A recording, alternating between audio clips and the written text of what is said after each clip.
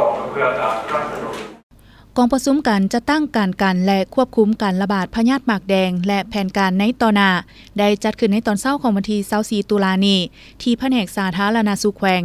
โดยการเป็นประธานของท่านดร.คำพญาพรหมปัญญารองเจ้าแขวงเขื่อนบ่อแก้วประธานคณะกรรมการต้านและควบคุมติดต่อและสุขภาพหนึ่งเดียวคันแขวง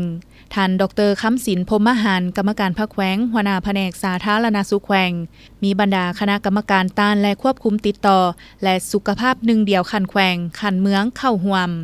ท่านดร.คำพญาพรหมปัญญาประธานกองประชุมกล่าวว่า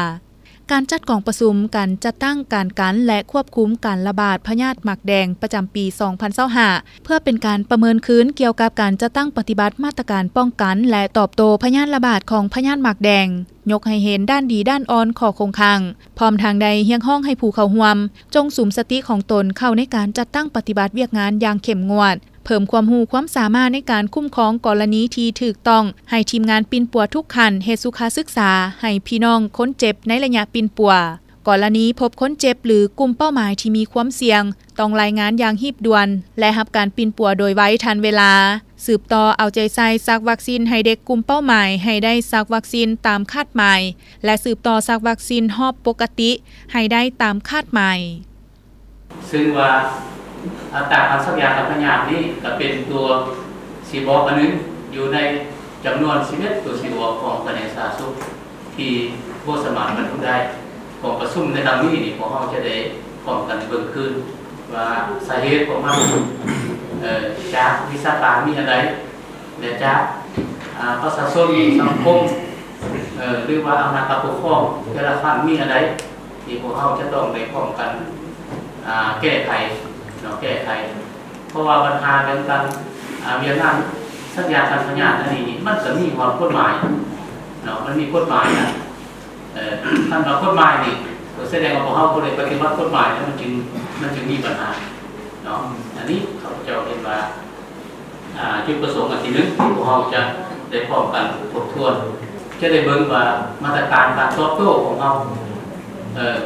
ในนะที่มันเกิดการระบาดอันนี้เขาได้มีมาตรการอะไรและในต่อหน้าอันนี้พวกเขาจะสืบต่อตอบโต้อะไรเพื่อเฮ็ดให้การระบาดอันนี้นี่มันมีเกิดขึ้นอยู่แต่ในวงแคบว่ามัน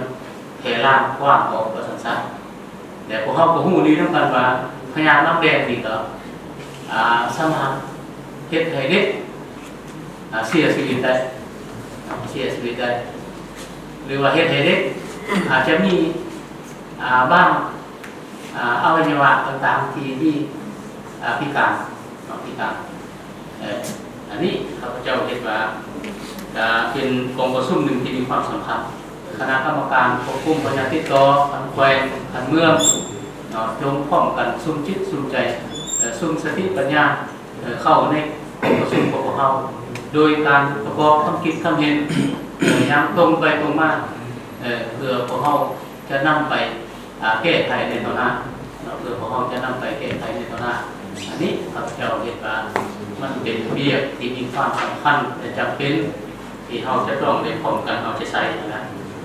จากนั้นท่านหมอภูธรแสงสุริยาห้องหัวหน้าแขนงควบคุมพยาธิติดต่อแผนกสาธารณสุขแขวงได้รายงานผลการจัดตั้งปฏิบัติเวียกงานโต้ตอบการระบาดของพยาธิหมากแดงปี 2025 การระบาดของพยาธิหมากแดงในปี 2025 ทั่วประเทศมีทั้งหมด 7,453 คนใน18แขวงและเสียชีวิต6คนสำหรับแขวงบ่อแก้วมีกรณีพยาธิหมากแดงปี 2025 170 กรณีใน3เมือง13บ้านมาตรการที่โต้ตอบต่อการระบาดโดยเฉพาะแมนเวียกงานสุขศึกษาเวียกงานการคุ้มครองกรณีการติดเชื้อหมากแดงเวียกงานการเฝ้าระวังการระบาดเวียกงานการซักวัคซีนให้ภูมิคุ้มกันการซักวัคซีนบ้านที่มีการระบาดพยาธิหมากแดง 2025 มี15บ้านใน4เมืองแม่นได้ปฏิบัติตาม11ตัวซี่บอกบรรลุห้อยส่วนห้อย